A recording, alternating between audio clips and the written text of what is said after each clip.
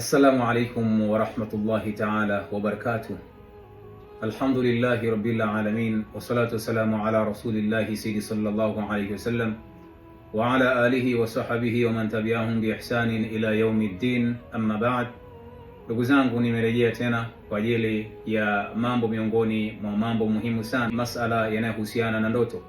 Baadhi yetu wamekuwa wakiota ndoto mbalimbali na wakinitaka niwape majibu, lakini muda hukuwa ni rafiki, na leo insha Allah tutaanza topic yetu hii ya ndoto, na tutaanza mpaka pale Mwenyezi Mungu atakapotujalia kuieleza ndoto moja baada ya nyingine.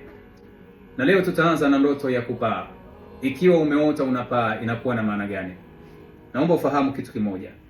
Ndoto hiyo ya kuota unapaa inawezekana ikawa na maana nzuri kwa mazingira na hali ulionayo wakati unaota, au inawezekana ikawa na maana mbaya kulingana na hali na mazingira ulionayo. Sasa unawezaje kufahamu ndoto hii inamaanisha mambo mazuri au ina bishara nzuri, na ndoto hii umeota ya kupaa ina bishara mbaya? Ndoto hizi tutazieleza katika mazingira ya aina saba au katika hali za aina saba, au tutatoa tafsiri za aina saba kulingana na mazingira na hali ambayo watu wanaota. Na tafsiri ya kwanza ya ndoto hii, mtu ameota anapaa, lakini wakati anaota anapaa bila kutumia mbawa. Wapo wanaota kutumia mbawa, lakini tafsiri ya kwanza ambayo tunakwenda kueleza ni mtu kuota ikiwa unaota lakini hautumii mbawa wakati wa kupaa. Inamaanisha nini? Tunaita at-tayran bila ajnah, kuruka bila kutumia mbawa.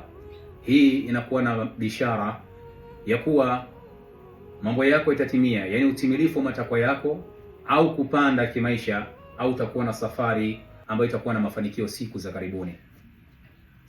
Namba mbili tunaita ni at-tayran fawqa al-manazil wan nas, ni kuruka juu ya majengo, juu ya nyumba ama watu. Ikiwa mtu anaota anapaa juu ya nyumba au watu, hii inakuwa na bishara gani? Ni bishara ya kupata cheo au mamlaka au uongozi. Mtu huyo siku za karibuni, kama ulikuwa hauna mamlaka ama uongozi, au ulikuwa huna cheo chochote, ujue kwenye maisha yako kadiri unavyozidi kuishi utapata moja kati ya mambo hayo matatu.